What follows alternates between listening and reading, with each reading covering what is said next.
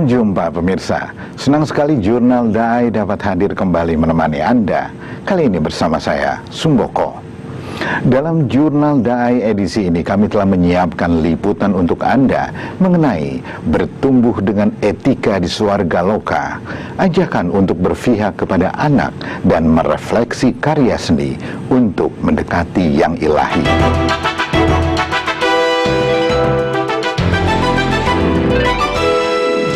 Berdiri sejak tahun 1993, Swarga Loka berupaya melestarikan warisan nilai leluhur melalui pusat kegiatan belajar masyarakat. Swarga Loka juga mendapat rekod muri karena menjadi pemrakarsa drama wayang. Bathara Saferigadi Dewandoro adalah salah satu bibit di sanggar ini. Ia menjadi salah satu penata tari termuda. Cita-citanya adalah menjadi seniman tari terbaik dunia dengan tetap menjunjung etika dan nilai budaya Indonesia.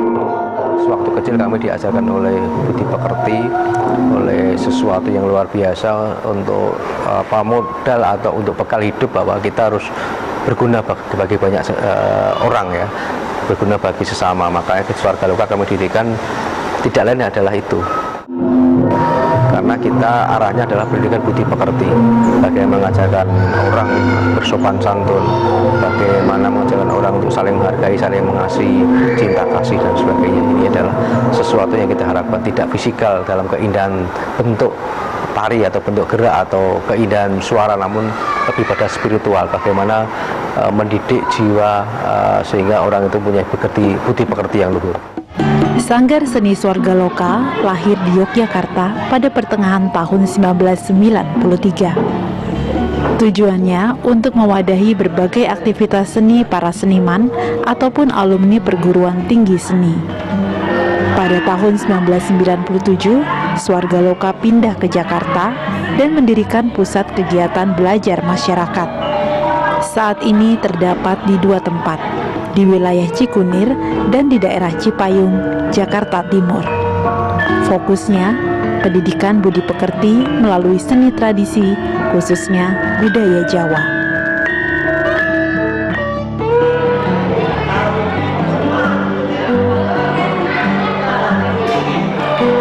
Para penari ini telah bertahun-tahun berlatih di Sanggar Seni Swarga Loka. Mereka memulainya sejak dini.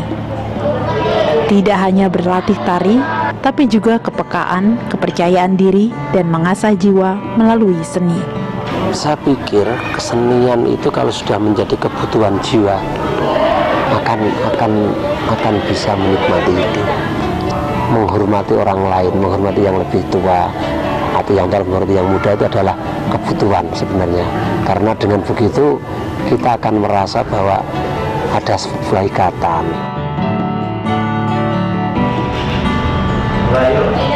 Di antara mereka adalah Bathara Saferigadi Dewandoro. Dia putra ketiga Suryandoro dan Dewi Sulastri, pendiri Sanggar Swarga Loka. Usianya 16 tahun. Duduk di kelas 2 SMU Angkasa, Jakarta. Cita-citanya menjadi seniman tari terbaik dunia. Yang membuat saya menari itu panggilan jiwa, ya, panggilan jiwa saya dari kecil. Itu hati saya tuh udah nyamplok di seni tari ini. Saya lebih punya rasa semangat, lebih percaya diri saya selalu nambah. Terus pengalaman, terutama pengalaman itu adalah guru yang paling berharga untuk saya. Saya bercita-cita untuk menjadi seniman tari nomor 1 di dunia. Bathara belajar tari secara otodidak. Awalnya, ia suka memperhatikan kedua orang tuanya berlatih. Dengan kemauan sendiri, ia berlatih dan mengembangkan diri. Prestasinya menjadi penari dan penata tari termuda, menarik berbagai penghargaan. Salah satunya juara pertama tari kreasi se-Jabodetabek karena tariannya yang berjudul Tekad. Kayak karya tari pertama saya itu saya menceritakan tentang pengalaman-pengalaman saya yang judulnya kan tekad. Tekad kita untuk maju itu harus bulat, tetap harus kita terus walaupun halangan, rintangan, cobaan, harus terus kalau kita mau mencapai cita-cita yang terbaik itu semua harus kita lewatin gitu.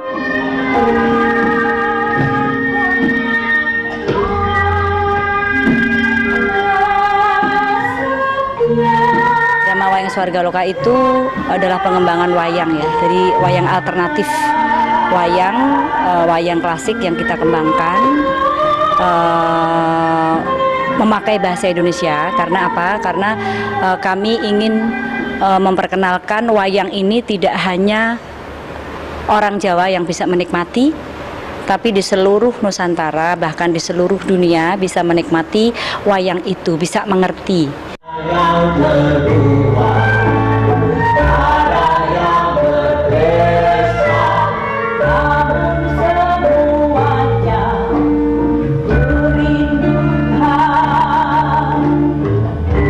Dengan leluhur saya kan gitu, saya diwarisi sedemikian wayang orang yang luar biasa. Saya bangga, tapi anak cucu kita harus bangga dengan saya bahwa kita bisa memberikan sesuatu sebagai tinggalan untuk perkembangan anak-anak kita.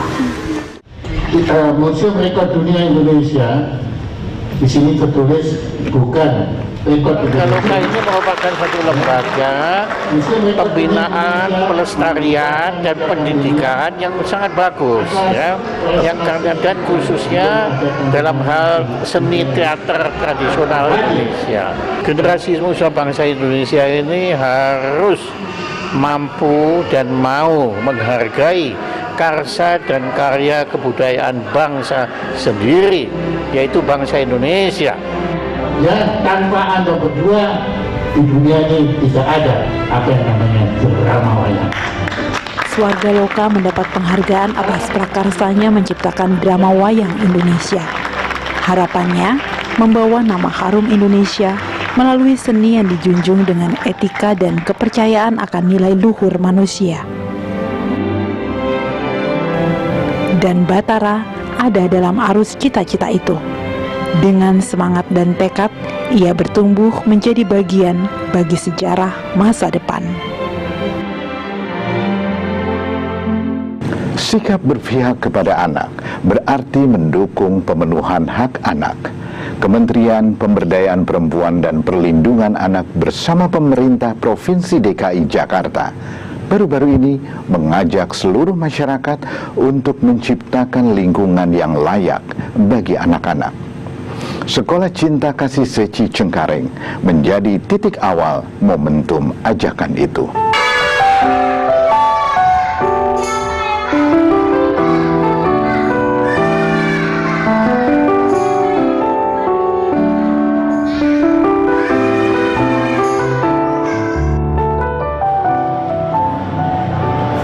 Tantangan demi tantangan yang dihadapi anak-anak menghadapkan mereka pada keharusan untuk mempersiapkan diri bagi masa depan. Sebagai modal menghadapi zaman, anak-anak perlu diberi bekal. Tidak hanya bekal pengetahuan akademis, tetapi terutama bekal untuk memenuhi kebutuhan jiwanya dan membentuk karakternya.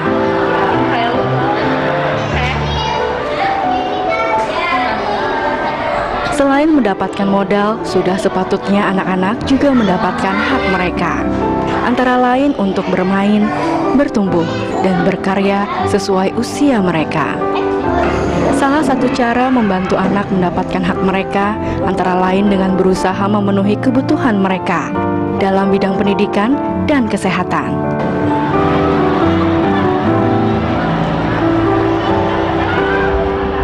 Ida Rosida adalah salah seorang siswi kelas 11 Sekolah Cinta Kasih Seci Cengkareng. Ia mengalami gangguan penglihatan sejak kelas 3 SD. Dulu, kedua matanya minus 1,5. Setelah diperiksa, ternyata minus di kedua mata Ida telah naik menjadi 5. Ida pernah memiliki sebuah kacamata. Namun setelah kacamata itu patah, ia tidak memakai lagi. Keterbatasan ekonomi keluarga menempatkan kacamata sebagai kebutuhan yang tidak diutamakan, bahkan dikesampingkan. Sekarang kan kata dokter, tadi kata yang itunya disaranin suruh pakai kacamata terus supaya minyak nggak nambah. Ya udah, berharap sih ya bisa ngelihat jelas aja lah biar bisa belajar lebih fokus lagi. Walau memiliki gangguan dalam penglihatan, selama ini Ida dikenal sebagai anak yang tekun. Ia sering menjadi juara kelas dan aktif dalam berbagai kegiatan. Ida adalah satu dari 500 peserta bakti sosial kesehatan yang diselenggarakan khusus untuk anak-anak. Bakti sosial ini diadakan di lingkungan sekolah Cinta Kasih Seci Cengkareng. Tujuannya memenuhi kebutuhan anak di bidang kesehatan dan pendidikan. Saya tentu berharap bahwa anak-anak kita ini adalah generasi penerus bangsa yang harus kita siapkan dengan baik. Yang selama ini banyak sekali terjadi bahwa anak-anak bukan dijadikan subjek di dalam satu keluarga, tetapi justru mereka menjadi objek yang kadang-kadang tidak mendapatkan hak partisipasinya, diskriminatif perlakuan terhadap mereka, tidak punya waktu untuk bermain, ya, tidak mendapatkan kasih sayang dan panutan. Kementerian Pemberdayaan Perempuan dan Perlindungan Anak bekerjasama dengan pemerintah Provinsi DKI Jakarta sedang berupaya mencari cara menjadikan kota Jakarta ini kota layak anak. Bakti sosial seperti ini adalah sebuah ajakan untuk mengajak keluarga dan masyarakat lebih memperhatikan kebutuhan anak. Kota yang ada forum anaknya, kota yang ada ruang-ruang publik untuk anak, kota yang di kampung-kampung ada perpustakaan, ada ruang-ruang IT, ruang-ruang kreasi untuk anak, dan yang lain-lainnya.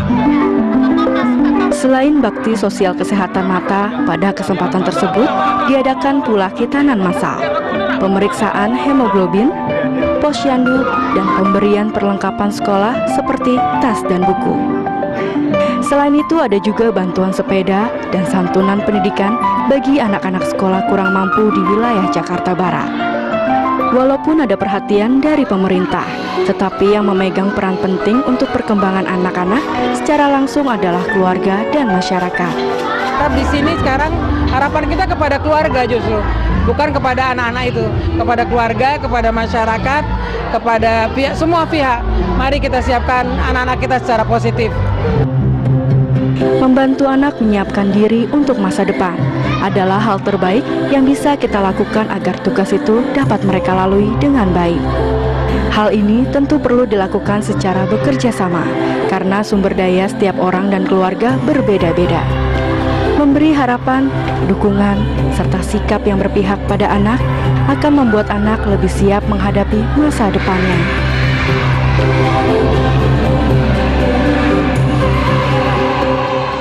Masjid Agung Al-Falah di kota Jambi dikenal dengan Masjid 1000 Tiang karena keunikan tiangnya. Sementara Masjid Agung Pondok Tinggi di kota Sungai Penuh, Provinsi Jambi dikenal karena keindahan ukirannya. Kedua masjid ini termasuk dalam 7 masjid terindah di seluruh Sumatera. Melalui karya seni masjid, masyarakat Jambi menggali nilai-nilai kedekatan kepada Sang Ilahi.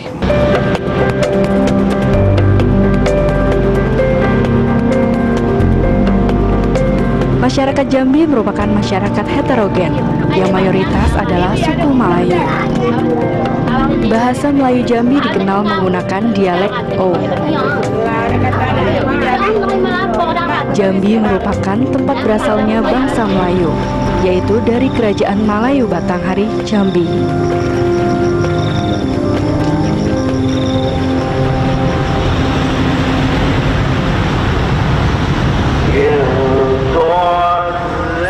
% masyarakat Jambi memeluk agama Islam.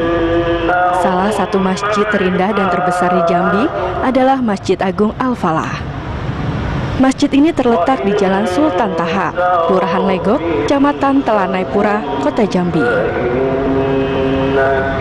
Sebanyak 232 tiang yang berjejer menyangga atap dan kubah membuat masyarakat menyebutnya sebagai Masjid 1000 Tiang. Jejeran ratusan tiang di Masjid Al-Falah terbagi menjadi 2 bentuk. Tiang-tiang langsing berwarna putih menyanggah sekeliling masjid bagian luar, dan tiang-tiang berlapiskan tembaga menopang struktur kubah di bagian tengah bangunan masjid.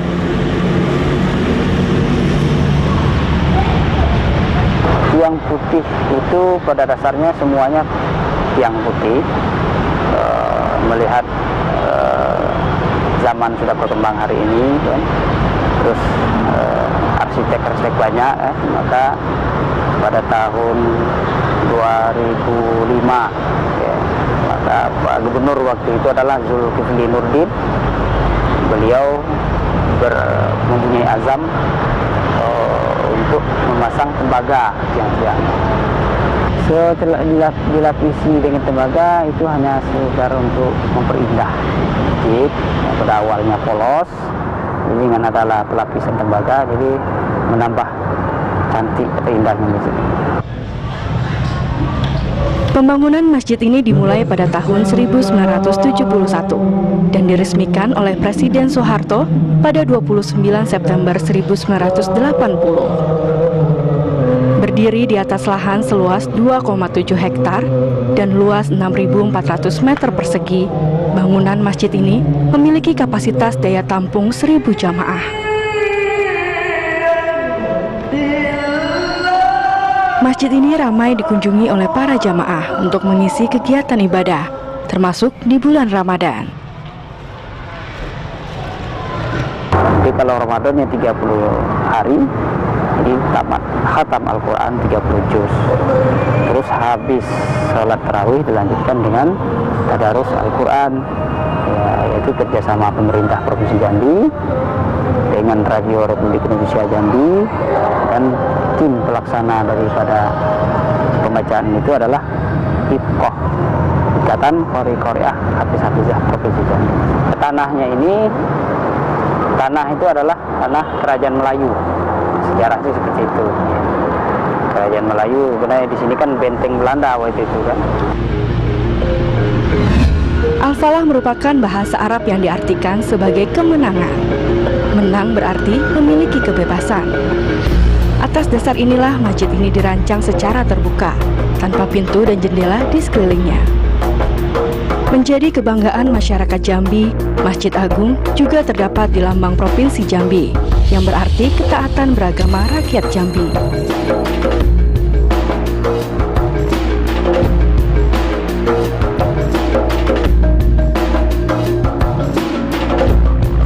Kota Sungai Penuh terletak di ujung barat Provinsi Jambi dan berjarak 500 km dari kota Jambi dengan waktu tempuh sekitar 10 jam melalui jalur darat.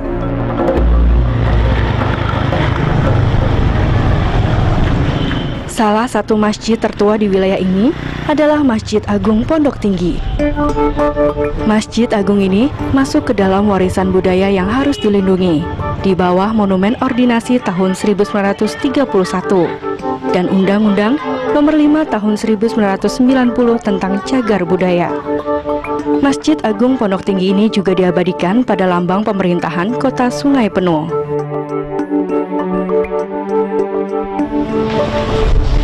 Masjid ini dibangun secara gotong royong oleh warga Pondok Tinggi pada tahun 1874. Bentuk masjid yang unik dan ukiran-ukiran yang menarik membuat Masjid Agung ini menjadi salah satu masjid terindah di Indonesia.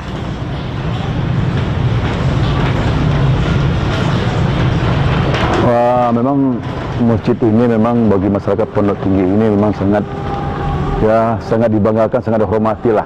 Karena ini sebagai warisan daripada nenek moyang mereka di sini. Jadi masjid ini dibangun ini sudah dari tahun 1874 sampai sekarang yang masih berdiri seperti inilah masjid ini. Atap masjid tidak berupa kubah, melainkan atap tumpang bersusun 3 ke atas membentuk limas, yang artinya susunan pemerintahan Dusun Pondok Tinggi. Menara Masjid Pondok Tinggi ini pun berada di dalam, dengan anak tangga berjumlah 17, yang artinya adalah jumlah rakaat sholat wajib sehari semalam.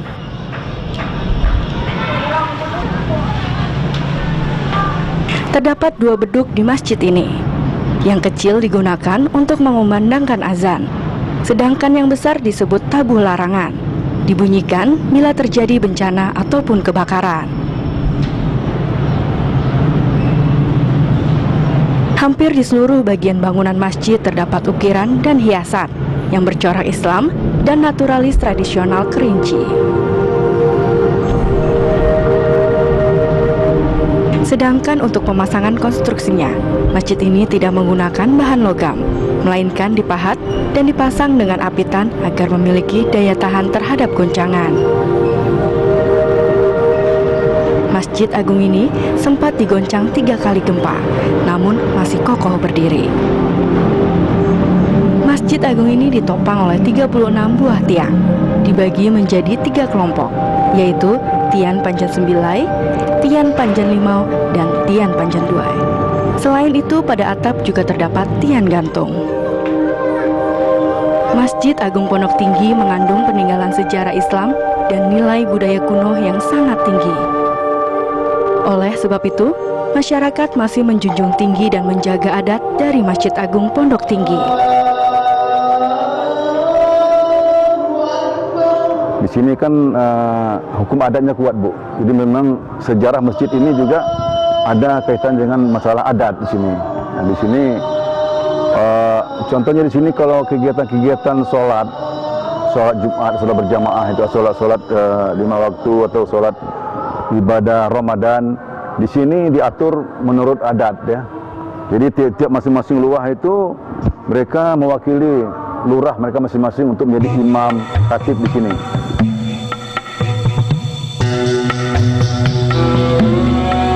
Masjid Agung Seribu Tiang dan Masjid Agung Pondok Tinggi merupakan 2 di antara 7 masjid terindah di wilayah Sumatera. Nilai sejarah yang tertuang di dalamnya tidak hanya menjadikan masjid ini sebagai sebuah sarana ibadah, tetapi juga mengukuhkan adat dan menjaga warisan budaya yang ada. Nilai-nilai luhur dalam kehidupan manusia tak pernah lekang oleh zaman. Dari masa ke masa, nilai-nilai itu selalu bertahan. Tugas kita untuk menjaga dan terus menghidupinya dalam segala aktivitas harian.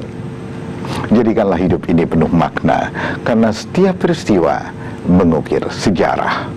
Jika Anda memiliki saran atau kritik, silahkan kirimkan email ke jurnaldai@daitv.co.id atau melalui SMS dengan format JDI, spasi, nama saran dan kritik Anda, lalu kirim ke nomor 0852 8580 8559. Akhirnya, saya Sumboko mewakili seluruh kerabat kerja Jurnal Dai mengucapkan terima kasih atas perhatian Anda. Sampai jumpa.